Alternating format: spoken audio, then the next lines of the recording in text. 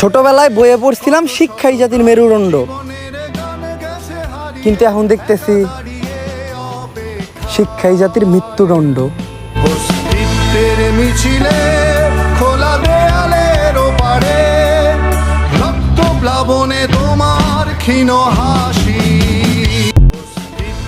রক্ত দিয়ে শার্ট ভেজানো, রক্তে হাত বুলাই, আমার ভাই আর বোনের রক্তে রাঙানো 15ই জুলাই। কত আদরে ভালোবেসেছি তোমার ওই মিষ্টি হাসি, তোমাকেই আজ বেঁধে নিয়েছি আমার হৃদয় মাঝে। তারপর ইন্টারনেট চলে আসলো, আর ইন্টারনেট আসার খুশিতে আমরা ভুলেই গেলাম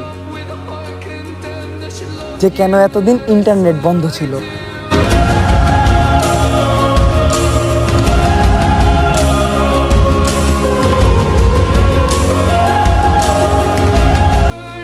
সবশেষে যে কপালে থাকে তাকে আপন করে নিতে হয়, আর যে মনে থাকে তাকে দাফন করে দিতে হয়।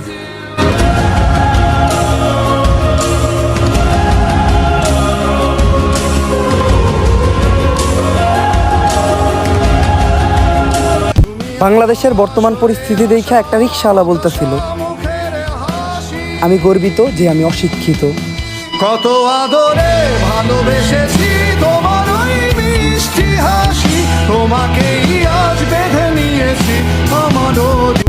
বর্তমানে আমাদের অধিকারের মূল্য কত জানেন? মাত্র 5 GB ইন্টারনেট।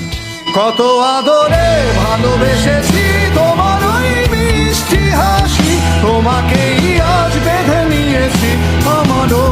আপনি বাসায় বসে ফেসবুকে লিখতেছেন, এটারে ছোট মনে কইরেন না, কারণ কাজী নজরুল ইসলামের কলমের লেখাটাও কিন্তু ব্রিটিশদের মনে আগুন জ্বালায় দিছিল।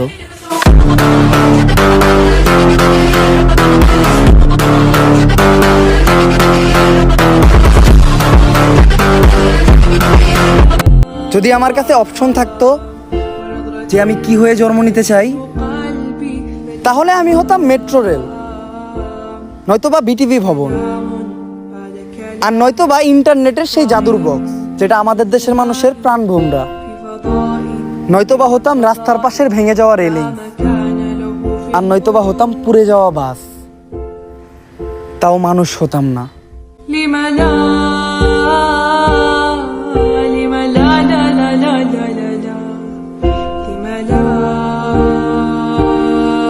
নারীর গর্ভ থেকে জন্ম নিয়ে নারীর ইজ্জত ধরেই দেয় টান। তারা দেখতে হুবহু মানুষের মতো, কিন্তু মানুষ না, মানুষ রূপী শয়তান।